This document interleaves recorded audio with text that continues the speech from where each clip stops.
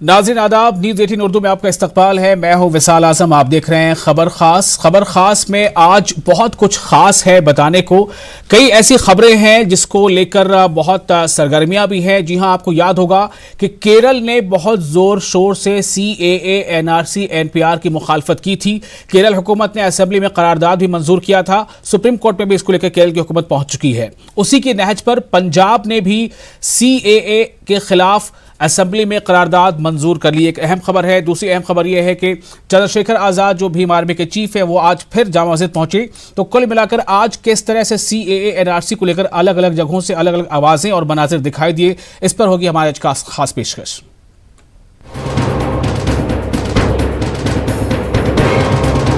We are going to the Supreme Court. We will see that.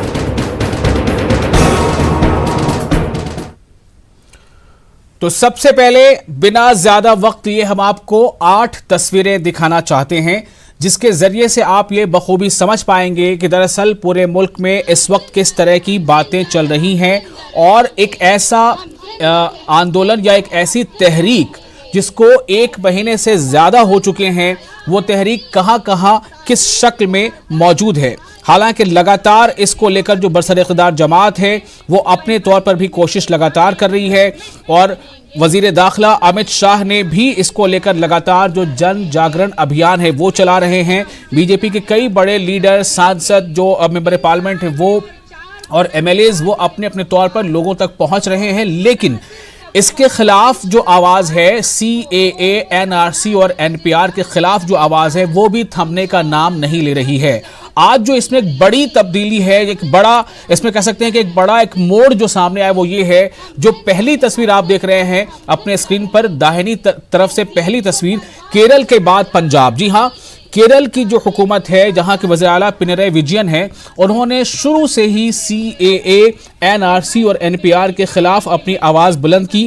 Kerala से हमने कई बार देखा कि बड़ी तादाद में, हजारों नहीं बल्कि कई बार लाखों की तादाद में केरल की आवाम सड़कों पर नजर आई और उससे एक मैसेज लेते हुए केरल की हुकूमत ने CAA के खिलाफ केरल की असेंबली में करारदाद मंजूर किया और सुप्रीम कोर्ट में भी उसे चैलेंज किया है। वहीं दूसरी तरफ अब केरल के तर्ज पर पंजाब की हुकूमत, या आप याद रखें कि पंजाब में इस वक्त कांग्रेस की हुकूमत है, तो पंजाब की हुकूमत ने भी पंजाब असेंबली में CAA के खिलाफ एक करारदाद मंजूर कर ली और अब पंजाब के जो CM हैं उनका कहना है कि वो भी सुप्रीम कोर्ट जाएंगे। इसकी तफसील और कैप्टन अमरिंदर सिंह के बयान भी आपको हम बाद में सुनाएंगे, लेकिन पहले आपको ये बता दें कि पंजाब में चूंकि कांग्रेस की हुकूमत है तो क्या ये समझा जाए कि कांग्रेस की जहां जहां हुकूमत है वहां भी आने वाले दिनों में यही देखने को मिलेगा। दूसरी तस्वीर आप देखिए, NPR पर मरकज को नोटिस। जी हाँ, ये भी आज की एक अहम खबर है।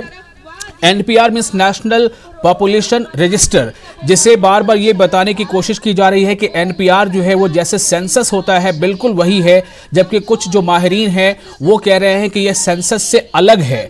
NPR को जो माहिरीन है वो ये बता रहे हैं कि NRC का ये पहला स्टेप है, चूंकि जो सेंसस होता है या जो इससे पहले कभी NPR हुआ था उसमें किसी के वालिद के बर्थ सर्टिफिकेट की बात नहीं की गई थी या किसी के वालिद की पैदाइश कहाँ हुई उसकी बात नहीं की गई थी, किसी से किसी का मोबाइल नंबर नहीं पूछा गया था, जो इस NPR में है, जैसी बातें सामने आ रही हैं। तो NPR को लेकर इरसालुल हक ने सुप्रीम कोर्ट में एक अर्जी दी थी, उन्होंने CAA को भी के खिलाफ भी अर्जी दी है। तो NPR और इसको लेकर सुप्रीम कोर्ट ने मरकज को नोटिस दिया है।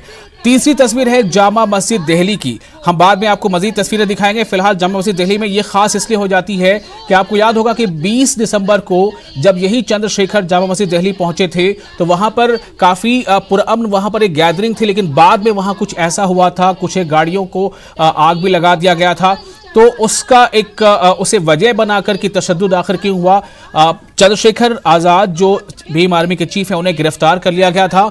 तो जब उनकी अब जमानत पर रिहाई हुई है, यानी कल देर रात रिहाई हुई और आज चंद्रशेखर फिर से जामा मस्जिद पहुंच गए। हालांकि उन्हें शर्त के साथ रिहा किया गया है कि 4 हफ्तों तक वो दिल्ली से दूर रहेंगे, लेकिन रिहाई के बाद, जमानत पर रिहाई के बाद अगले 24 घंटे तक उन पर यह पाबंदी नहीं थी। इसलिए आज वो रविदास मंदिर भी गए और उसके बाद जामा मस्जिद भी पहुंचे और वहां पर जो लोग मुजाहरा कर रहे हैं CAA NRC NPR के खिलाफ, उनका उन्होंने फिर से एक बार उनका हौसला बढ़ाया और साथ ही ये कहा कि किसी भी सूरत में, जो चंद्रशेखर का कहना था कि किसी भी सूरत में इस कानून को जो मुल्क के मुस्तकबिल के लिए बेहतर नहीं है लागू नहीं होने देंगे, उनका ये कहना था।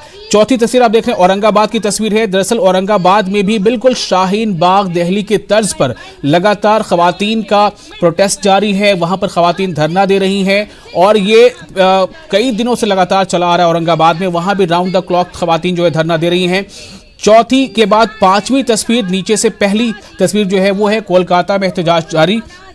कोलकाता में जो पार्क सर्कस है वहां पर भी खवातीन का एहतजाज चल रहा है। ये बिल्कुल अपने आप में अलग है, जैसे शाहीन बाग में तो 32-33 दिन हो चुके हैं। कोलकाता में पार्क सर्कस में खवातीन का एहतजाज लगातार जारी है। खबर ये मिली है कि आज यानी 7, 8, 10 दिनों के बाद आज शायद वहां पर टेंट लग जाए। आप हैरान हो रहे होंगे कि कोलकाता के पार्कस में खवातीन जो वहां पर धरना दे रही हैं, इतनी सर्दियों में भी उनके सरों पर टेंट नहीं था, शामियाना नहीं था। अब शायद इसकी उम्मीद है। हम बात करेंगे इस बारे में अपने नुमाइंदा शबाना से कि क्या वहां के हालात हैं। उसके बाद आप देखिए जो छठी तस्वीर है वो बेंगलुरु में है। बेंगलुरु में आज एहतजाज हुआ CAA NRC NPR के खिलाफ और इस एहतजाज में लगभग कई फिरकों और तमाम फिरकों के लोग शामिल थे। कानपुर की तस्वीर देखिए, कानपुर में जो एहतजाज चल रहा है खवातीन का, वहां से एक बड़ी अजीब सी खबर आ रही है। वहां से खबर ये हम आपको सुनाएंगे कि कानपुर में जो एहतजाज चल रहा है खवातीन का, वो भी बिल्कुल शाहीन बाग दिल्ली के तर्ज पर चल रहा है। लेकिन वहां की जो एहतजाजी खवातीन हैं, उनका कहना है कि उन्हें इनडायरेक्टली और कई बार तो पुलिस वालों ने डायरेक्ट आकर उनसे कहा है कि वो ये जगह खाली कर दें। यानी उनके अल्फाज में अगर हम कहें तो एहतजाजी खवातीन का कहना है कि उन्हें धमकी दी जा रही है कि वो यहाँ से उठ जाए और वो यहाँ से एहतजाज यहाँ पर न करें। इसको लेकर भी वो काफ़ी नाराज़ हैं। उनका कहना है कि एहतजाज करना हमारा जमहूरी हक है, आखिर हमें ऐसे कैसे हटाया जा सकता है। और आखिरी तस्वीर आपको दिखा रहे हैं, अमरावती महाराष्ट्र से तस्वीर है। यहां पर एक अजीब तरह का मंजर देखा गया। लोगों ने NRC CAA और NPR के खिलाफ एहतजाज किया। इसमें लगभग हर मजहब के लोग शामिल थे और यहां पर एहतजाज का अनोखा तरीका इन्होंने ये निकाला कि अपने बाल मुंडवा कर इन्होंने एहतजाज किया। आप तस्वीरों में देखिएगा, इन्होंने बाज़ाब्ता अपने बाल मुंडवाए हैं और बाल मुंडवाते हुए उन्होंने एहतजाज किया। उनका कहना है कि हम मुल्क में यह कानून लागू होने नहीं देंगे। लेकिन मैंने आपको बता दिया कि 10 जनवरी से ही CAA जो कानून बन चुका है, जो सिटीजनशिप अमेंडमेंट एक्ट है, उसका बाज़ाब्ता नोटिफिकेशन जारी हो चुका है 10 जनवरी को। यानी ये समझा जा सकता है कि ये कानून अब नाफिजुल अमल है। हालांकि इसको लेकर मुकम्मल तौर पर अभी ड्राफ्ट तैयार है या नहीं, इसकी जानकारी नहीं मिली है। और अब हम आपको बता दें कि हमारे साथ एक खास मेहमान है एहतशाम हाशमी, जो हमारे साथ दिल्ली से जुड़ रहे हैं। ये लॉयर है सुप्रीम कोर्ट में। इनसे हम बहुत सारे बारीकियों को समझने की कोशिश करेंगे कि सुप्रीम कोर्ट में जो एक के बाद एक अर्जियां जा रही हैं और जो रियासतों की तरफ से भी सुप्रीम कोर्ट में अर्जी जा रही है, उसके मतलब क्या है, आगे कानूनी चाराजोई किस तरह से आगे बढ़ सकती है। और हमारी नुमाइंदा शबाना भी मौजूद है हमारे साथ। आप दोनों का बहुत इस्तकबाल है। सबसे पहले एहतशाम साहब, मैं आपसे ये जानना चाहता हूं कि जो स्टैंड केरल ने लिया वही स्टैंड अब पंजाब हुकूमत ने लिया है। पहले मैं बयान सुना देना चाहता हूं अपने नाजरीन को, उसके बाद आपसे मैं कुछ सवाल करूंगा। आइए सुनते हैं कि कैप्टन अमरिंदर सिंह, जो पंजाब के वजीर आला हैं जहां कांग्रेस की हुकूमत है, उन्होंने क्या स्टेटमेंट दिया है इस खबर के बाद कि पंजाब की असेंबली ने CAA के खिलाफ करारदाद मंजूर किया है। We have decided that we are against this business. We have, the whole thing is now very clear. We are the party. The Vidhan Sabha has rejected this resolution, and what we are going to do is we have asked the government to make whatever changes are necessary to make it acceptable to everybody. We have sent it back to ask for an amendment that on the line, and मैं एक गल ये भी दस देना थानू कि केरला दे हुण सुप्रीम कोर्ट दे विच है, असी सुप्रीम कोर्ट दे विच केरला नू ज्वाइन करांगे on this issue. Between that we are going to the Supreme Court. We will see. तो सीधे जोड़ते हैं एहतशाम हाशमी से, जो हमारे साथ इस वक्त मौजूद हैं। एहतशाम साहब, आप सुप्रीम कोर्ट पे लॉयर हैं। मैं ये जानना चाहूँगा कि केरल के बाद पंजाब असेंबली का ये कदम, और दूसरी तरफ आज जो सुप्रीम कोर्ट ने मरकज़ को नोटिस जारी किया है सारुल हक की पिटीशन पर NPR के ताल्लुक से खास तौर से, इसके मतलब क्या निकाले जाए?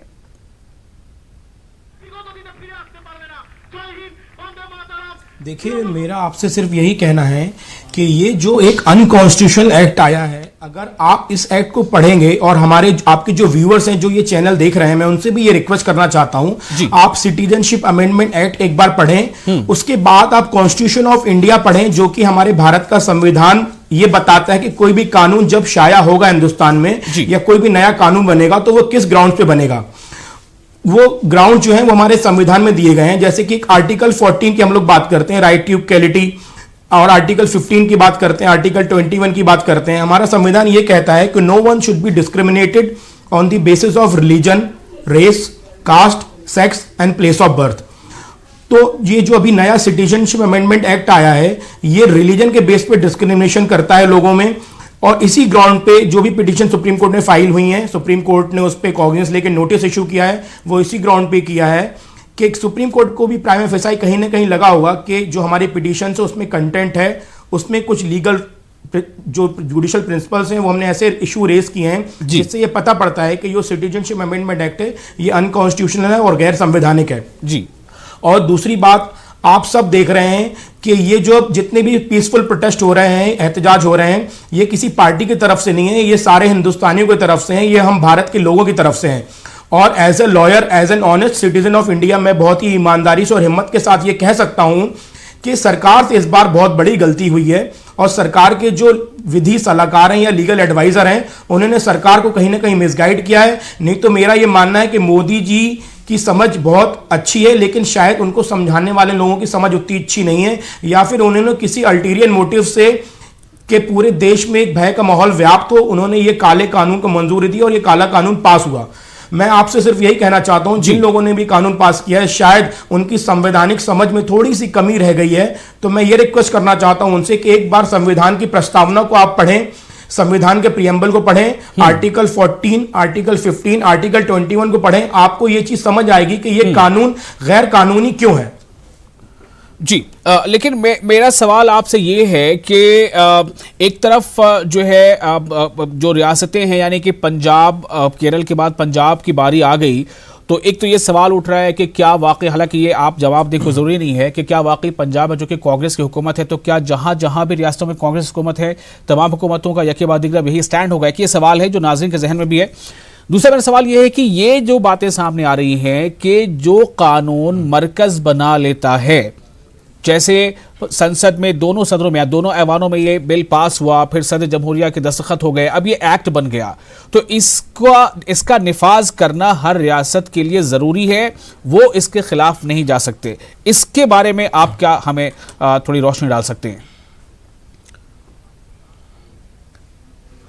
जी हाँ, बहुत अच्छा सवाल पूछा आपने, आपका बहुत बहुत शुक्रिया कि आपने ये सवाल पूछा है। देखिए, हमारे हिंदुस्तान का जो संविधान है वो हमें ये पावर देता है और ये राइट देता है कि हम कॉन्स्टिट्यूशनल तरीके से पीसफुल एहतजाज, पीसफुल प्रोटेस्ट कर सकते हैं। और हम हिंदुस्तानियों के लिए, हम लॉयर्स के लिए कोई गवर्नमेंट इंपॉर्टेंट नहीं है, हमारे लिए संविधान इंपॉर्टेंट है। हमारा जो देश है वो संविधान के अकॉर्डिंग चलेगा, और अगर सरकार के दोनों सदनों से भी ये पास हुआ है तब भी इसको हम चैलेंज कर सकते हैं, और इसका एहताज हम पूरे हिंदुस्तान में कर सकते हैं कि अनकॉन्स्टिट्यूशनल एक्ट है। क्योंकि एक बच्चा भी ये संवैधानिक किताब पढ़ के समझ सकता है कि आर्टिकल 14 का वायलेशन करता है ये एक्ट, और अगर दोनों सदनों से पास भी हो चुका है। कई बार ऐसा हुआ कि हमारे सरकार ने गलत कानून बनाए थे। जैसा कि मैं आपको बताऊं, जब अंग्रेजों का शासन था तब अंग्रेजों की सरकार हुआ करती थी, लेकिन क्रांतिकारी लोग उनका भी विरोध किया करते थे। तो अंग्रेज सरकार तो यही कहती थी कि ये लोग आतंकवादी हैं या ये लोग गलत विरोध कर रहे हैं, सरकार तो अच्छा चाह रही है। तो सरकार होती है, वो संविधान से हमेशा नीचे होती है और संविधान सर्वोपरि होता है। तो हमें संविधान की मर्यादा का ख्याल रखना है, सरकार की मर्यादा का ख्याल खुद सरकार रखे, वो उसकी जिम्मेदारी है। लेकिन as a lawyer, as an honest citizen of India, ये मेरी जिम्मेदारी है कि सरकार या कोई भी सदन या प्रेसिडेंट ऑफ इंडिया अगर कोई गैर कानूनी या गैर संवैधानिक कार्य करते हैं तो हम हिंदुस्तानियों को यह बर्थ राइट है कि हम उनको याद दिलाएं कि आपने यहां पे गलती करी और आपको संविधान के अकॉर्डिंग चलना है।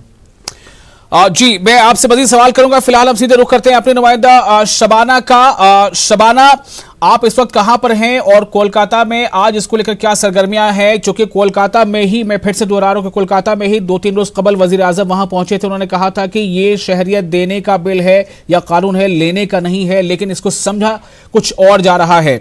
एक तो ये बात है, लेकिन क्या कोलकाता में इसको लेकर एहतजाज अब भी जारी है?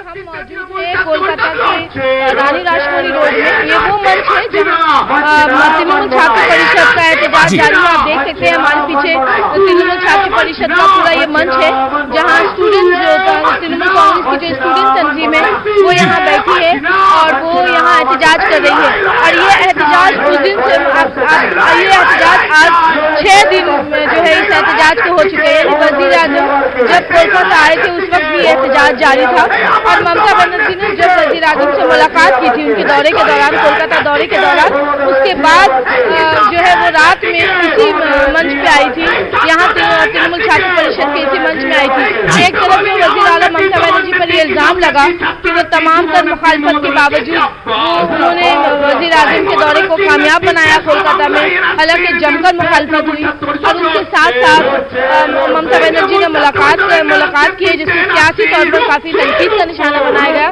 तो ममता बनर्जी रात के वक्त यहाँ आई थी और उसके साथ साथ उन्हें उन स्टूडेंट्स ने भी घेरा था जो सीए और एनआरसी के खिलाफ एहतजाज कर रहे थे, जिसके बाद उन स्टूडेंट्स के खिलाफ ये कहा जा रहा है कि उनके खिलाफ केस भी दर्ज हुए हैं। कम से कम 100 ऐसे स्टूडेंट्स हैं जिन्होंने ममता बनर्जी को घेरा था, उनके खिलाफ केस दर्ज हुआ है।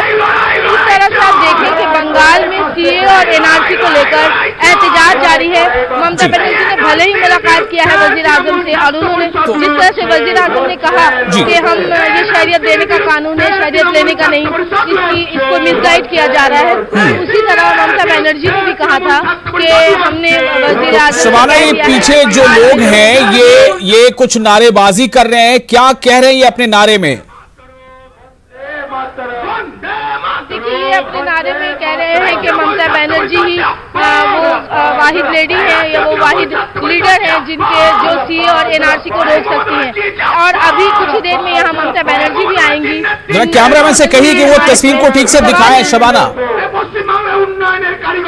बिल्कुल, हम कैमरामैन से कहेंगे कि वही तस्वीरें दिखाएं। आप देखें कि हर मजहब के स्टूडेंट, मुख्तलिफ कॉलेजों के, यूनिवर्सिटीज के स्टूडेंट्स यहाँ जो है वो और कुछ मेडिकल के स्टूडेंट्स भी हैं जो यहाँ मौजूद हैं और यहाँ नारेबाजी कर रहे हैं सीए और एनआरसी के खिलाफ। साथ ही साथ आप देखें कि 20 जनवरी को शहीद मैदान में लेफ्ट का एक बड़ा जलसा होना है सीए और एनआरसी के खिलाफ। तो ऐसे में बंगाल में जहाँ हर पार्टी कांग्रेस सिवाय बीजेपी के, कांग्रेस लेफ्ट और तृणमूल कांग्रेस एहतजाज कर रही है, तो शायद 20 जनवरी को लेफ्ट की रैली में कितनी भीड़ होती है उसके बाद ममता बनर्जी पे ये दबाव बनेगा कि अगर वो सीए और एनआरसी की मुखालफत कर रही है तो वो केरल के तर्ज पर या पंजाब के तर्ज पर इस तरह के असेंबली में कोई बिल पास क्यों नहीं कर रहे हैं, क्योंकि इससे पहले भी अपोजिशन के लीडरान चाहे वो कांग्रेस को हो या लेफ्ट के, ये बार बार मुतालबा करते रहे हैं कि बंगाल में सरकार अगर सीए और एनआरसी की मुखालफत कर रही है तो उन्हें अपनी वफादारी दिखाने के लिए ये दिखाना होगा कि बंगाल असेंबली में इस ताल्लुक से कोई बिल पेश किया जाए। एक तरह का दबाव बढ़ेगा 20 जनवरी के बाद अगर लेफ्ट कामयाब होती है एक बड़ी भीड़ जमा करने में। जी शबाना, आप हमारे साथ बने रहें, मैं फिर आपके पास आऊंगा। अब आपको मैं सीधे ये दिखाता हूं कि चंद्रशेखर जो भीम आर्मी के चीफ हैं, जब उन्हें जमानत पर रिहाई मिल गई तो आज वो जामा मस्जिद दिल्ली पहुंचे और वहां पर उनके पहुंचने पर किस तरह का एक माहौल था और उन्होंने वहां कहा क्या, ये बहुत जरूरी है। हम आपको बताना चाहते हैं क्या कहा उन्होंने। को कायम रखना हमारी जिम्मेदारी है और इस मुल्क के आईन की, इस मुल्क के संविधान की सुरक्षा करना भी हमारी जिम्मेदारी है। तो इसलिए सभी साथी अपने हाथ में संविधान की जो प्रिंबल है, प्रस्तावना है, उसकी कॉपी हाथ में ले ले और मेरे साथ उसको पढ़े और पूरे दुनिया में ये मैसेज दे कि आज हम यहाँ जमा मस्जिद की ऐतिहासिक सीढ़ियों से मुल्क में अमन, चैन, भाईचारा कायम रखने के लिए मुल्क को तोड़ने वाले काले कानून के खिलाफ अपना संवैधानिक आंदोलन जारी रखेंगे। हम भारत के लोग भारत को एक संपूर्ण और दुख प्रभुत्व संपन्न समाजवादी पंथनिरपेक्ष लोकतंत्रात्मक गणराज्य बनाने के लिए तथा उसके समस्त नागरिकों को सामाजिक, आर्थिक और राजनीतिक न्याय विचार, अभिव्यक्ति, विश्वास, धर्म और उपासना की स्वतंत्रता, प्रतिष्ठा और अवसर की समता प्राप्त कराने के लिए उन सब में व्यक्ति और गरिमा और राष्ट्र की एकता और अखंडता सुनिश्चित करने वाली बंधुता बढ़ाने के लिए दृढ़ संकल्प होकर अपनी संविधान सभा में आज तारीख 26 नवंबर 1949 आज 17 जनवरी 2020 है। ये पैगाम दे रहे हैं को एतदार द्वारा इस संविधान को अंगीकृत, अधिनियमित और आत्मपूर्ण करते हैं। ये संविधान की प्रस्तावना ये कहती है कि मुल्क में धर्म, जाति, लिंग, समुदाय, स्थान के आधार पर कोई भी भेदभाव वाला कानून पारित नहीं होता है। मैं तमाम मुल्क वासियों से ये अपील करता हूं। तो आपने सुना कि बाकायदा जो आईन है, हमारा दस्तूर है हिंदुस्तान का, कॉन्स्टिट्यूशन का प्रियम्बल वहां पढ़ा गया। चंद्रशेखर वहां पहुंचे, उन्होंने प्रियम्बल पढ़ा और ये कहा कि हम ऐसे कानून को जो मुल्क के मुस्तकबिल के लिए ठीक नहीं है, जो मुल्क में बंटवारे जैसा माहौल पैदा कर रहा है, मतलब आपसी मुनाफरत बढ़ा रहा है, उसे हम कबूल नहीं करेंगे।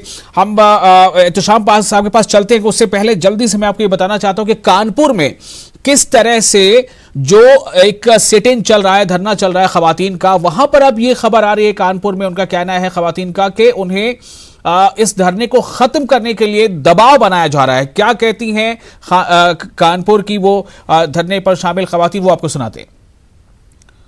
जितना थोड़ा बहुत भी इंतजाम हम कर पाए वो सब हम औरतों ने किया है और ये जो जिम्मेदारी है ये सब हम औरतें अब सारी जितनी आवाम दिख रही खुद अपने ऊपर जिम्मेदारी ले रही है। प्रशासन यहाँ का जो एडीएम है वो बहुत ही बदतमीजी से हमारे साथ बिहेव कर रहे हैं और हम लोग को यहाँ से हटने के लिए बोल रहे हैं। प्रशासन भी वही कर रही है जो ऊपर से उन्हें कहा जा रहा है और ऊपर वाले क्या चाहते हैं ये तो आपको भी पता है। 1 इंच पीछे ना हटने की कसमें खाते हैं। सरकार ये नहीं होती है। जो इंसान 1 इंच पीछे ना हटने की कसम खा रहा है वो क्या सोच रहा है भाई। ये आम जनता जो पब्लिक सड़कों पे बैठी है, जब आप हमसे वोट लेके वहाँ गए हो, हमारी नहीं सुन रहे हो, तो आपसे क्या उम्मीद करें। ये प्रशासन भी उन्हीं की उंगलियों पे नाच रही है। नागरिकता देने का कानून है, नागरिकता लेने का कानून नहीं है, तो फिर इसमें एक धर्म विशेष को बाहर क्यों रखा गया है। अगर आप इतने ही ज़्यादा आपके अंदर दया भाव है कि आप बाहर के लोगों को लाकर अपने यहाँ की नागरिकता देंगे और एकता, तो यहाँ पर। और अब हम सीधे रुख करते हैं एहतशाम हाशमी साहब का। एहतशाम साहब, एक तरफ तो हम ये देख रहे हैं कि मुल्क में एक के बाद एक कई जगहों पर, कई शहरों पर, अब बल्कि कहा जाए कि शाहीन बाग की तर्ज पर जो है वो कोलकाता के पार्क सर्कस में, पटना के सब्जी बाग में, इलाहाबाद के रोशन बाग में, कानपुर के इस चमनगंज में कई जगहों पर इस तरह के मुजाहरे हो रहे हैं। लेकिन हुकूमत का अपना स्टैंड है। हुकूमत बार बार यही कह रही है कि इस कानून को समझा गलत तरह से जा रहा है। हुकूमत इसे जन जागरण अभियान चला रही है। खुद वजीर दाखिला इसको लेकर जगह जगह सभाएं कर रहे हैं। तो क्या ये समझा गलत जा रहा है या जो लोग समझा रहे हैं वही इसमें कुछ ना कुछ छुपा ले रहे हैं? मतलब असल बात क्या है? क्या ये तमाम लोग वाकई गुमराह हो जा रहे हैं और प्रोटेस्ट कर रहे हैं?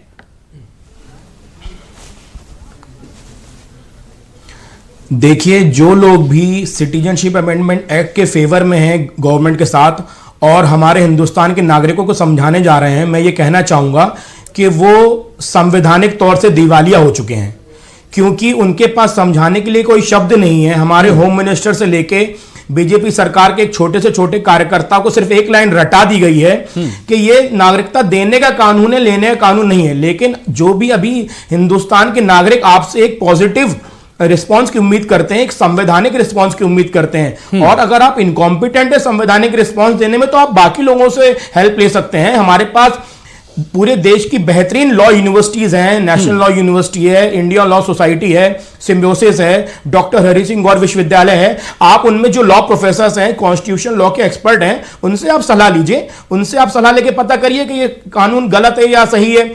हमारे पास कई सुप्रीम कोर्ट में सीनियर लॉयर्स हैं और हिंदुस्तान में कई हाई कोर्ट में कई अच्छे लॉयर्स काम कर रहे हैं। शायद आपको याद होगा जब पार्लियामेंट में इसको लेकर बहस चल रही थी और जब गालिबन कपिल सिब्बल अपनी बात रख रहे थे तो वजीर दाखिला की तरफ से एक बात आई थी कि ये कानूनन पूरी तरह से पैरामीटर पर फिट बैठता है, आप कोर्ट में जाएंगे ना वहां भी पता चलेगा। शायद आपको याद हो। जी देखिए, अब गृह मंत्री जी को सुप्रीम कोर्ट के पे इतना ज्यादा कॉन्फिडेंस है या सुप्रीम कोर्ट उनके कॉन्फिडेंस में है उनके हिसाब से कि वो ये चैलेंज दे रहे हैं कि आप सुप्रीम कोर्ट में जाएंगे तो आपको पता पड़ेगा। तो मैं आपको बताना चाहता हूं कि हमारी सुप्रीम कोर्ट जो है वो गृह मंत्री साहब से ऊपर है और सुप्रीम कोर्ट जो है वो कभी बायस होकर फैसला नहीं सुनाती है। तो हमें सुप्रीम कोर्ट से पूरी उम्मीद है कि ये जो काला कानून है, अनकॉन्स्टिट्यूशनल एक्ट बना है, इसको सुप्रीम कोर्ट स्ट्रक डाउन करेगी और इसको अनकॉन्स्टिट्यूशनल डिक्लेयर करेगी। और मैं तो आपसे भी कह रहा हूं, आप खुद जो सीनियर जर्नलिस्ट है हमारे हिंदुस्तान के, हमारे यहां इतने बेहतरीन किस्म के जर्नलिस्ट हैं, आप खुद संविधान पढ़िए और ये काला कानून सिटीजनशिप अमेंडमेंट एक्ट पढ़िए। आप खुद ही अपने व्यूअर्स को सब बताएंगे, आपको हमारे जैसे लॉयर्स की जरूरत भी नहीं पड़ेगी। आप खुद ही अपने व्यूअर्स को ये बता सकते हैं कि ये जो कानून बना है ये अनकॉन्स्टिट्यूशनल है। मोदी जी ये कहते हैं और अमित शाह जी ये कहते हैं कि ये कानून हम इसलिए लाए हैं कि जो परसिक्यूटेड माइनॉरिटीज हैं, मुस्लिम्स के अलावा, जो कि हिंदुस्तान, पाकिस्तान, बांग्लादेश में रह रहे हैं, हम उनको हिंदुस्तान की नागरिकता देंगे। आप पहले हिंदुस्तान के नागरिकों के बारे में सोचिए। हमारे हिंदुस्तान के बच्चों के पास आज भी अच्छे स्कूल, शुक्रिया आपका बहुत बहुत। आपने बातें जो कही है मेरे ख्याल से नाज़रीन इसको समझ रहे हैं और नाज़रीन आपका बहुत बहुत शुक्रिया। शबाना आपका शुक्रिया हमारे साथ बनने के लिए। आदा।